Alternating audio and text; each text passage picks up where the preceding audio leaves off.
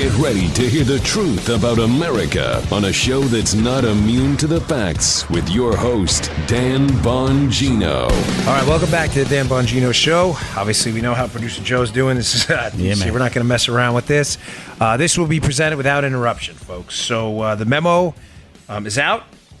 And in the interest of time and getting you what you need to know, here are the major takeaways. And if you have been a regular listener to this show throughout, some of this may be unsurprising in a tragic way. What I mean is I wish we were wrong.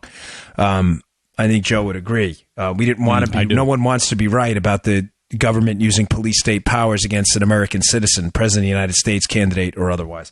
Here are the takeaways. So number one, and I will include a piece in a supplemental blast of the show notes out today from the Washington Examiner that's very good, that sums up the highlights. Here's point number one, folks. Gosh, this is just amazing stuff. I don't mean that in a good way. So, who wrote the piece? So we give him a hat tip here. Byron York, of course, who's been doing a great job here on this. Number one, the key points. The Steele dossier formed an essential part of the initial and 3 renewal FISA applications against Page. Folks, what did I tell you in the show you're probably listening to just 10 minutes ago? That the Democrats now are going to have to rescue the Carter Page investigation. Again, we're not trying to be Karnak here. I'm not interested in, oh, look at me. We predicted this. We're so wonderful. Who cares? But we were right. The show we just recorded, Joe and I, Joe, 45 minutes ago? Yeah. What did I tell you?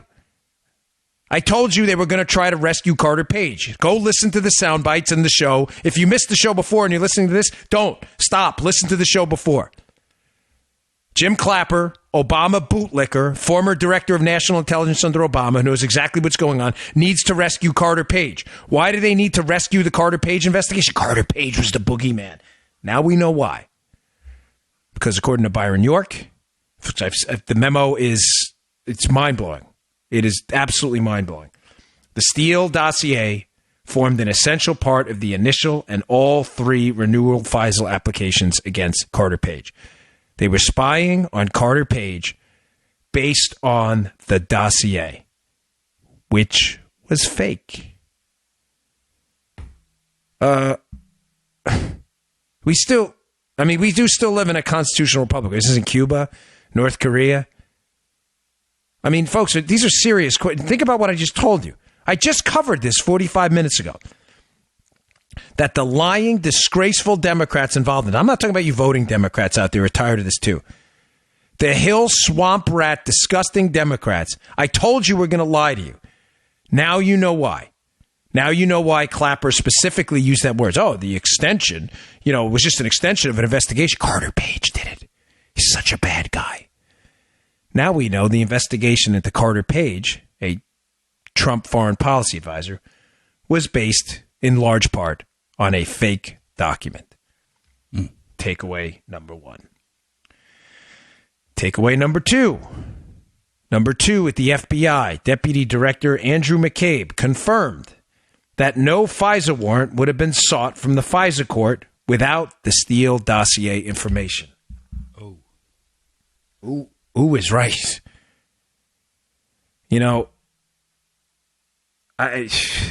What do you even say to that? Let me read that again. Andy McCabe, the number 2 at the FBI, whose wife is running as a Democrat in the state of Virginia. Her campaign is funded largely by a PAC Hillary Clinton raised money for.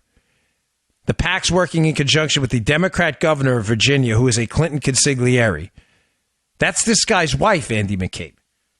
He confirms that this FISA warrant, the warrant to spy on the Trump team, would not have been sought from the FISA court without the Steele dossier information, which is fake.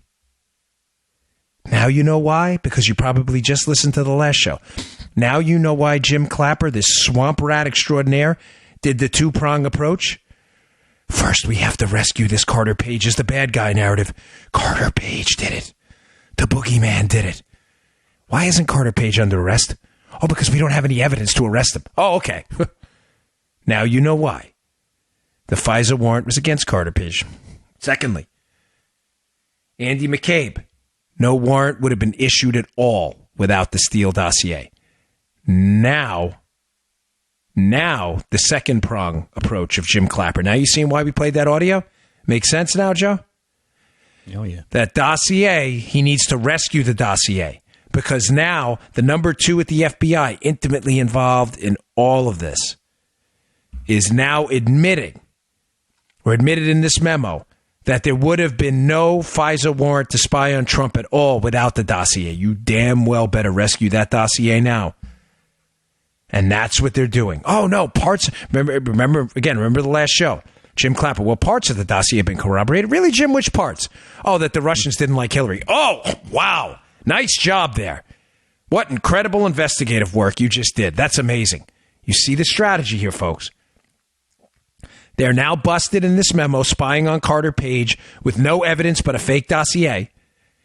On one hand, so they better damn well rescue this Carter Page as the bad guy narrative. Is this making sense, Joe? Oh, yeah. And number 2, now they're admitting as well that the FISA warrant would have never happened without the information in the dossier. So you damn well better rescue that dossier as well, because you were all going down on this. Bullet point number 3 here. Again, this is from the Byron York piece, which is terrific. It sums up the memo as best I could see. I'm working quick here, folks. I want to turn this around fast for you. The political origins of the Steele dossier were known to senior DOJ and FBI officials. I can't believe this next line. But they were excluded from the FISA applications. Folks, I mean, are we in Venezuela? Let me read to you again what happened here. The political origins of the Steele dossier, in other words, that Hillary Clinton and the DNC paid for it. This is not in dispute. Were known to senior DOJ and FBI officials, but excluded from the FISA applications. You think, Joe, maybe that's a relevant point to tell a foreign intelligence surveillance court judge that you're looking to spy on the Trump team, but the information you have came from Trump's political opponent? You think they may want to know that, Joe? Yeah, Dan. This gives me chills. I mean, this is just staggering information. Now, again, if you've been listening to our show, none of this is surprising to you.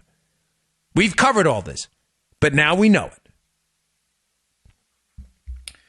Here's another takeaway. Now, this one I'm going to have to spend just a little bit of time on here because we hit this hard.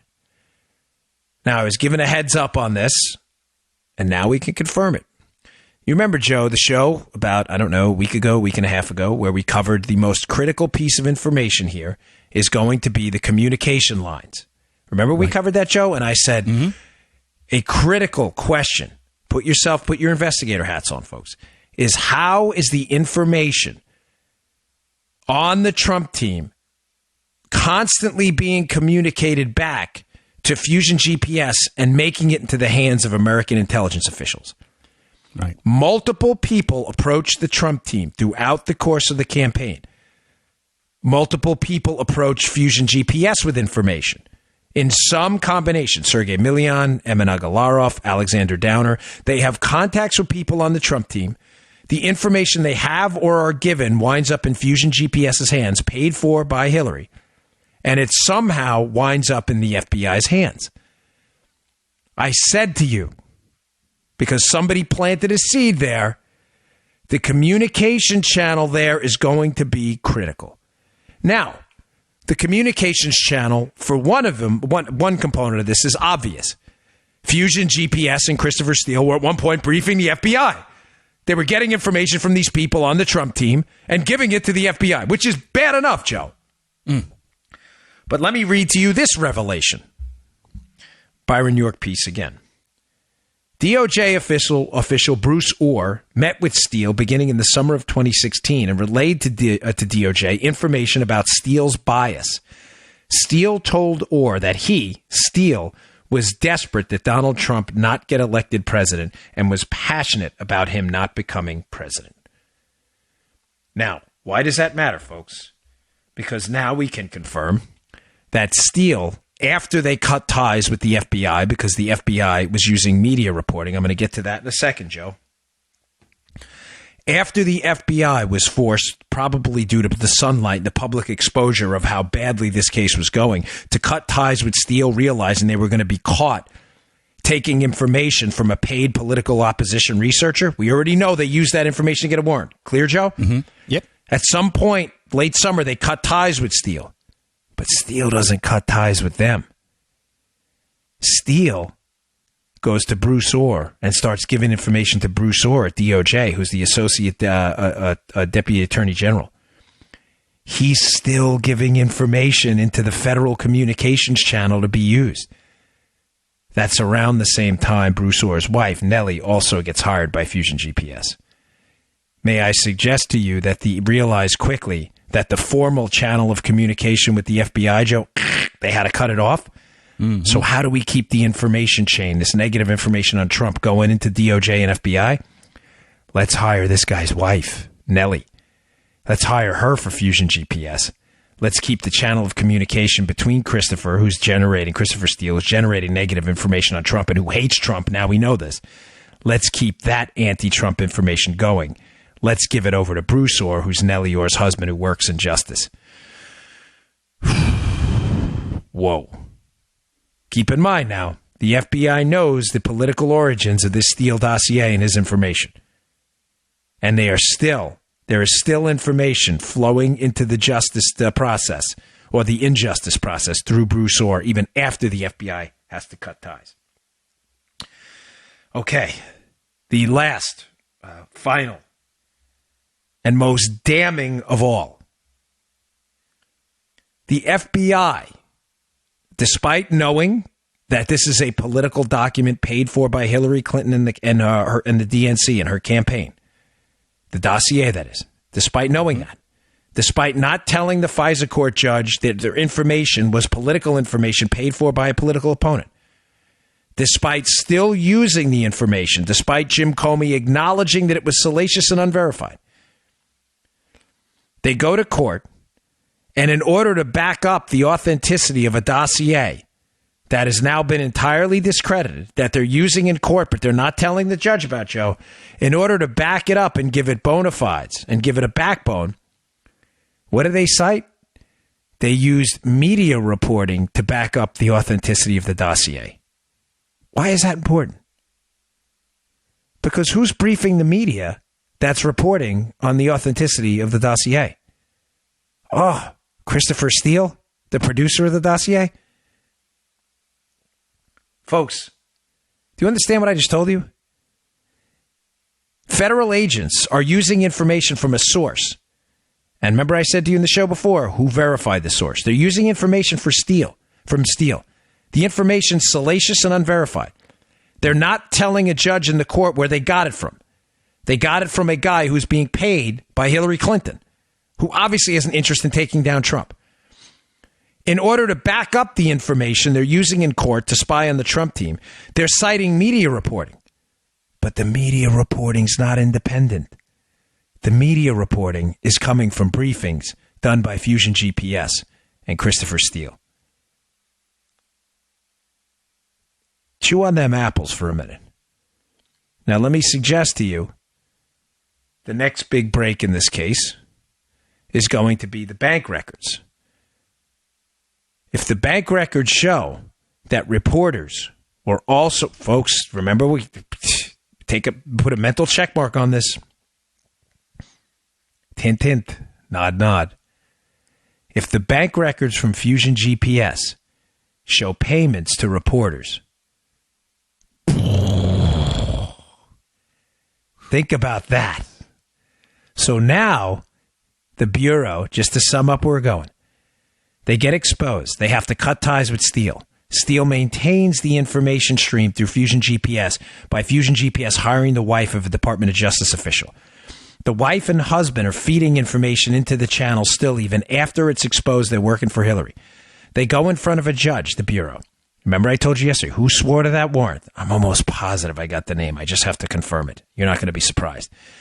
This agent swears in court that the information there is true. He doesn't disclose where the information came from to a FISA judge.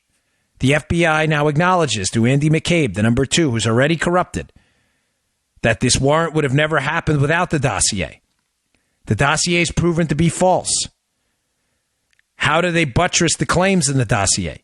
They cite media reporting. Who's briefing the media? Fusion GPS, the same exact company that produced this phony, fake document. Folks, go back and listen to 628 on. Everything we told you was going to happen has come true. But remember, the next shoe to drop now is going to be the payments to the media. Because now, if the FBI is using media reports to fortify information to get a warrant, media reports briefed by the same people who produced the fake dossier given to the FBI in the first place. Right. The channels being kept open illicitly through Bruce Orr, even after the FBI cuts ties. But then even the media reports are mercenary type reports where media reporters are being paid to plant information in the media. Pravda, Russian propaganda. You know, the greatest irony of this whole story is the media, which reported erroneously on Russian collusion with the Trump team. That never happened. That very same media makes the Russians look like altar boys. Paid mercenaries to plant information used to spy on the Trump team. You SOBs. We'll see. Names are coming out. All right, folks, that's the addendum for this. I appreciate your attention, but this had to be said. I'll see you all on Monday. You just heard the Dan Bongino Show. Get more of Dan online anytime at conservativereview.com. You can also get Dan's podcasts on iTunes or SoundCloud. And follow Dan on Twitter 24/7 at DBongino.